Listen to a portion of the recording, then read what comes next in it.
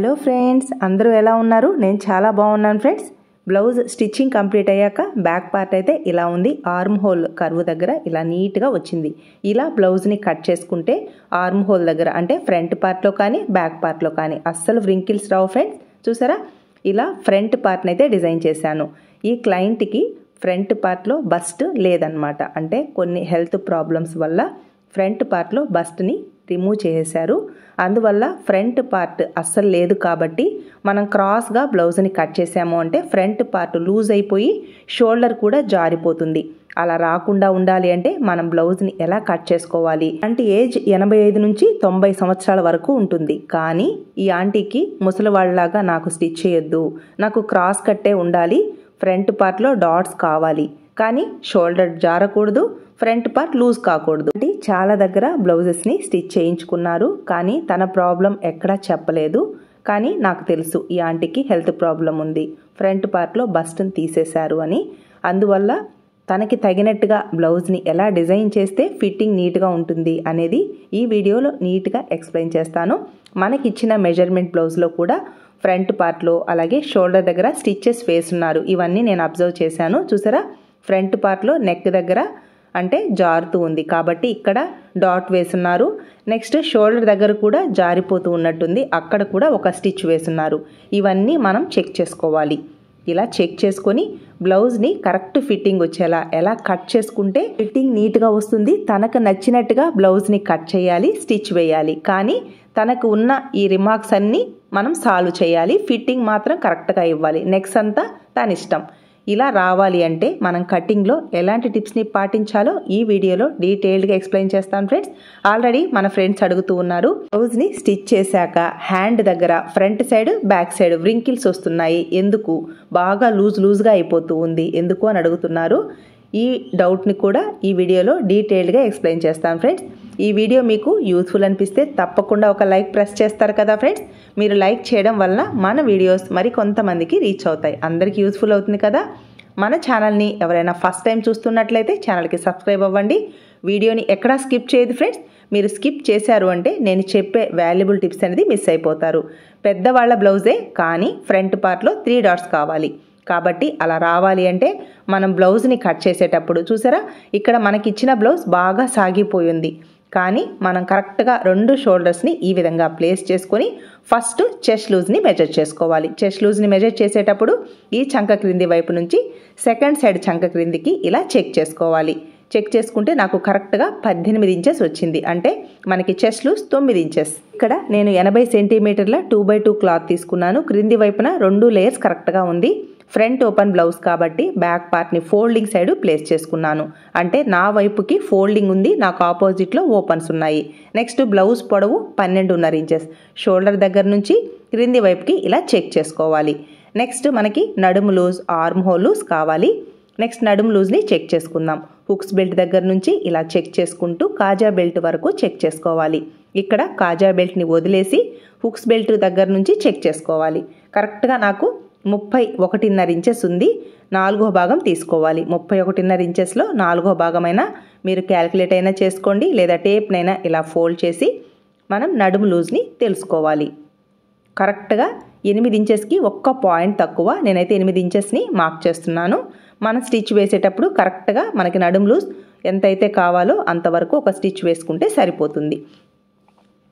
Next arm whole లూజ్ని check చేయడం కోసం blouse back పార్ట్లో ఇలా నీట్గా ప్లేస్ చేసుకోవాలి. షోల్డర్ దగ్గర నుంచి ఇలా ఆర్మ్ హోల్ కర్వ్ దగ్గర అంటే చంక క్రింది వైపున సైడ్ జాయింట్ స్టిచ్ ఉంటుంది కదా, అక్కడ వరకు చెక్ చేసుకోవాలి. చూసారా, ఇలా చెక్ చేసుకొని మనకి ఆర్మ్ హోల్ లూజ్ ఎక్కడి వరకు అయితే ఉందో అక్కడికి చెక్ చేసుకోవాలి. నేను మార్క్ చేశాను చూసారా, కరెక్ట్గా వచ్చిన మార్కింగ్ని మనం ఆర్మ్ హోల్ లూజ్గా తీసుకోవాలి. ఇక్కడ గట్టిగా సాగదీసి చెక్ చేయకూడదు. ఇలా మనం టేప్ని టర్న్ చేసుకుంటూ చూడాలి. చూసారా, కరెక్ట్గా 7.5 ఇంచెస్కి ఆర్మ్ హోల్ లూజ్ ఉంది కదా ఫ్రెండ్స్. ఇలా చెక్ చేసుకొని ఆర్మ్ హోల్ లూజ్ 7.5 ఇంచెస్కి మార్క్ చేసుకోవాలి. గట్టిగా లాగకూడదు, ఇలా ఫ్రీగా ప్లేస్ చేసి చెక్ చేసుకోవాలి. నెక్స్ట్ బ్లౌజ్ని కట్ చేయడం కోసం క్రింది వైపున 1/2 ఇంచ్ తీసుకుంటున్నాను. కరెక్ట్గా పై వైపుకి మనకి బ్లౌజ్ పొడవు 12.5 ఇంచెస్ కదా, కరెక్ట్గా 12.5 ఇంచెస్ మార్క్ చేసుకుని పై వైపున ఒక 1/2 ఇంచ్ ఎక్స్ట్రా మార్క్ చేసుకోవాలి. ఖర్చు కోసం 1 ఇంచ్ తీసుకున్నాను. టోటల్గా 13.5 ఇంచెస్కి ఇంకొక మార్కింగ్ కూడా వేసుకుంటే బ్లౌజ్ పొడవు కరెక్ట్గా వస్తుంది. ఈ 2 మార్కింగ్స్ని స్ట్రైట్గా కలుపుకోవాలి. నెక్స్ట్ మనకి ఇక్కడ చెస్ట్ లూజ్ 9 ఇంచెస్ కదా, ఈ ఫోల్డింగ్స్ దగ్గర నుంచి 9 ఇంచెస్కి మార్క్ చేసుకోవాలి. కరెక్ట్గా 9 ఇంచెస్కి మార్క్ చేసుకోవాలి.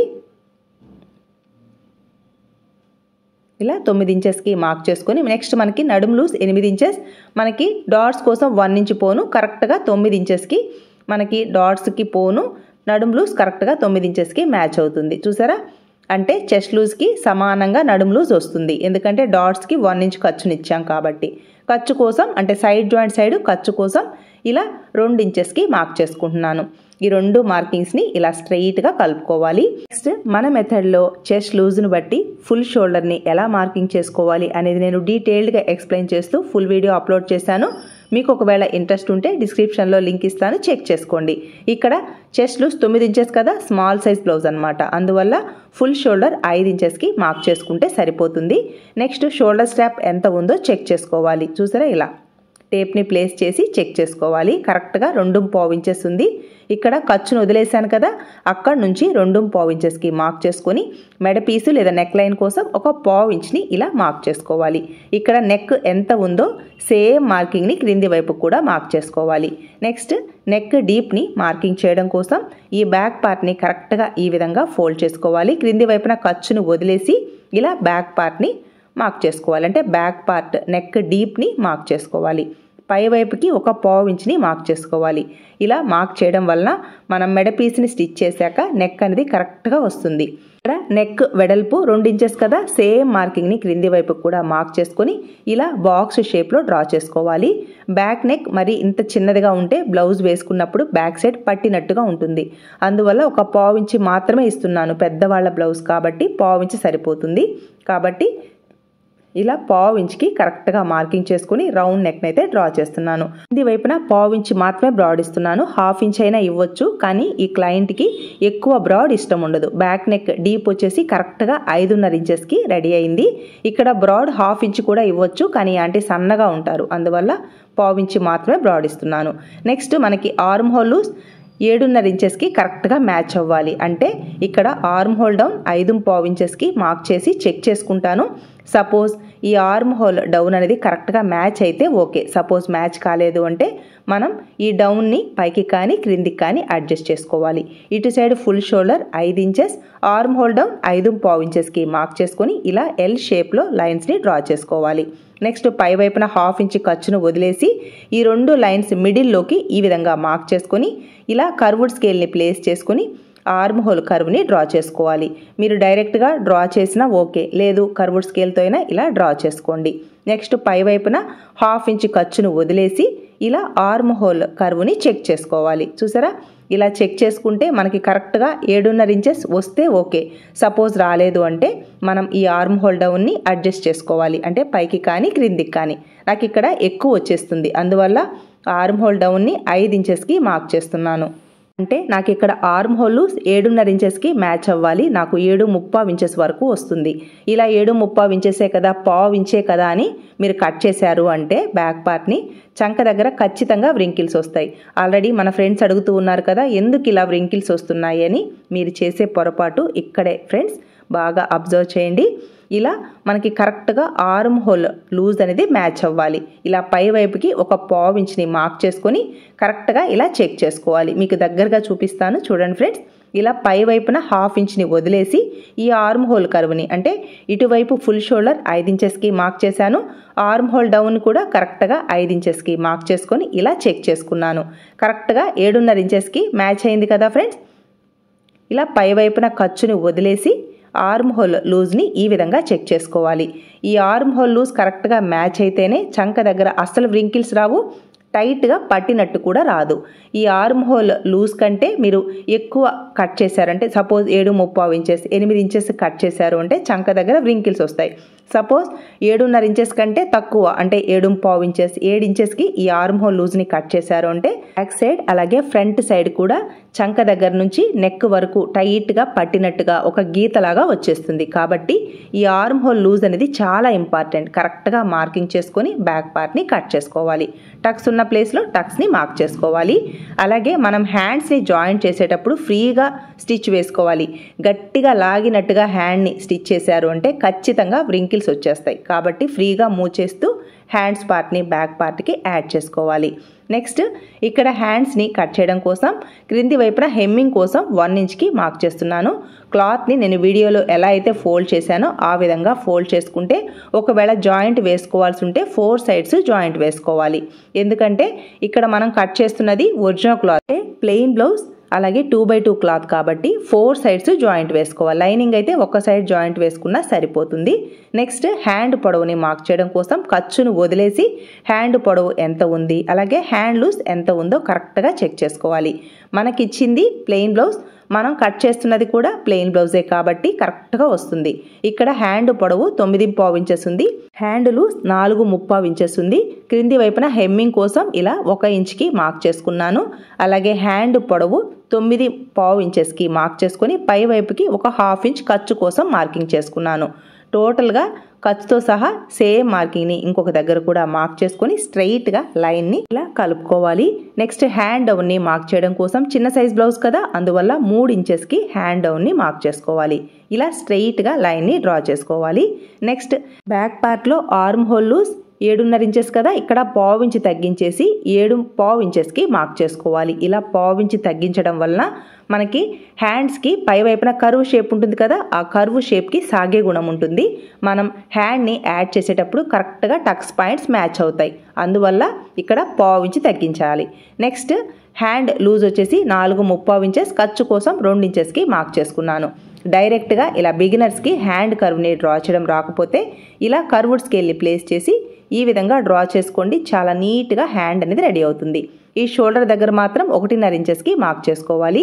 బాడీ ఫిట్టింగ్ పాయింట్ ఖర్చు కోసం నేను ఇలా 2 ఇంచెస్కి మార్క్ చేశాను కదా ఈ మార్కింగ్స్ అన్నిటిని ఇలా క్రాస్గా అంటే లెగ్ కర్వ్డ్ స్కేల్ ఉంది కదా ఆ స్కేల్ని ప్లేస్ చేసి కొంచెం కర్వ్ షేప్ వచ్చేలా కట్ చేసుకున్నారు అంటే చంక దగ్గర అస్సలు వ్రింకిల్స్ రావు.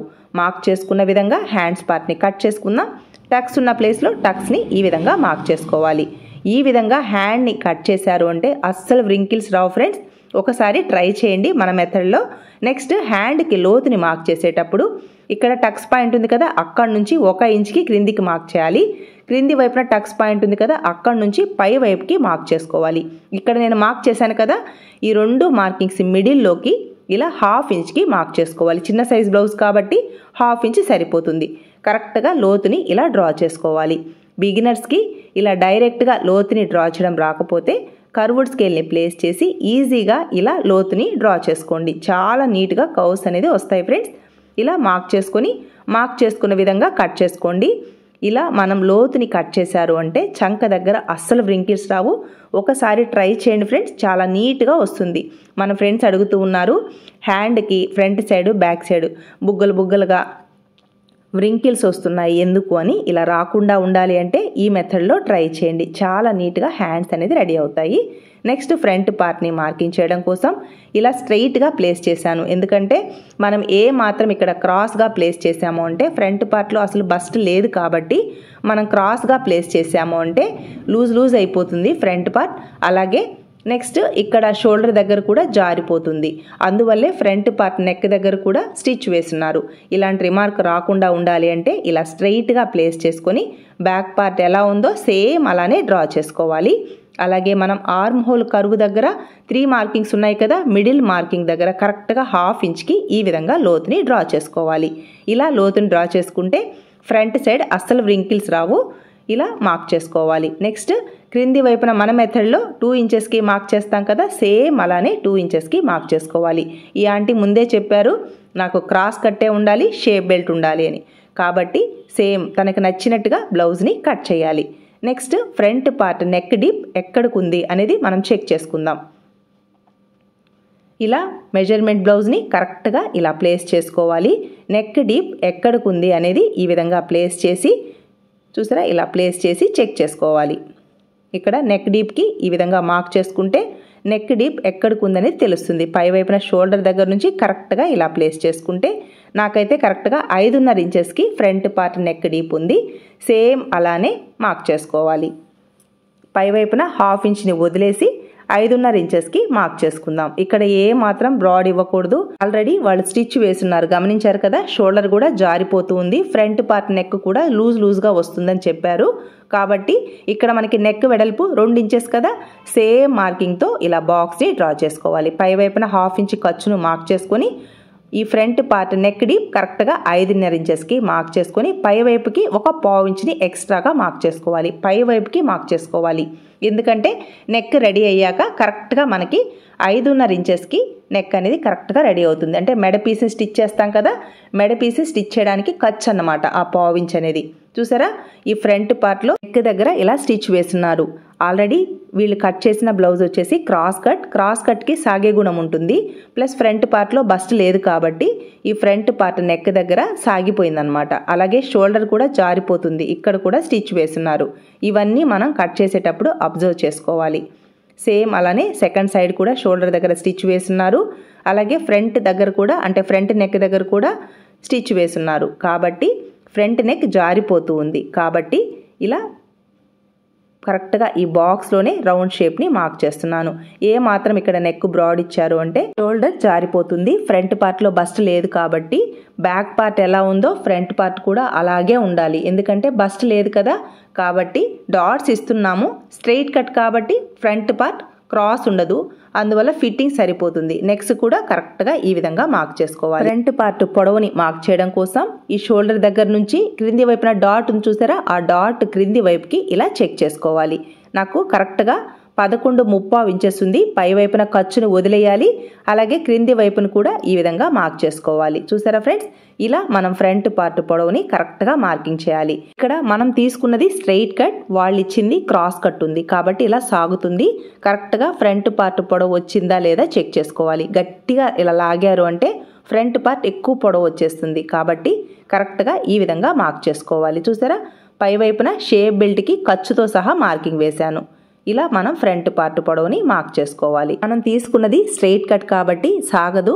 ఇక్కడ మెజర్మెంట్ బ్లౌజ్ వచ్చేసి క్రాస్ కట్, కొంచెం లాగినట్టుగా ప్లేస్ చేసి మార్కింగ్ చేసుకోవాలి. నెక్స్ట్ ఈ ఫ్రంట్ పార్ట్లో షేప్ బెల్ట్ దగ్గరికి ఎక్కడికైతే స్టిచ్ ఉందో అక్కడికి మార్క్ చేసుకొని మిడిల్లో డాట్ కోసం 1/2 ఇంచ్, క్రింది వైపున షేప్ బెల్ట్ కోసం 1/2 ఇంచ్ని ఎక్స్ట్రా ఖర్చుని మార్క్ చేసుకొని ఇక్కడ ఈ ఫ్రంట్ పార్ట్ పొడవు ఎక్కడికైతే ఉందో అక్కడి నుంచి ఈ విధంగా ఫ్రంట్ పార్ట్ని మార్క్ చేసుకోవాలి. చూసారా, ఇలా మార్క్ చేసుకున్న తర్వాత ఇక్కడ ఫస్ట్ డాట్ కోసం ఈ ఓపెన్స్ దగ్గర నుంచి 3.5 ఇంచెస్కి మార్క్ చేసుకోవాలి. నెక్స్ట్ షేప్ బెల్ట్ని కట్ చేయడం కోసం ఈ క్రింది వైపున గ్యాప్ ఎంత ఉందో చెక్ చేసుకోవాలి. 3 ప్లేసెస్లో గమనిస్తున్నారు ఫ్రెండ్స్.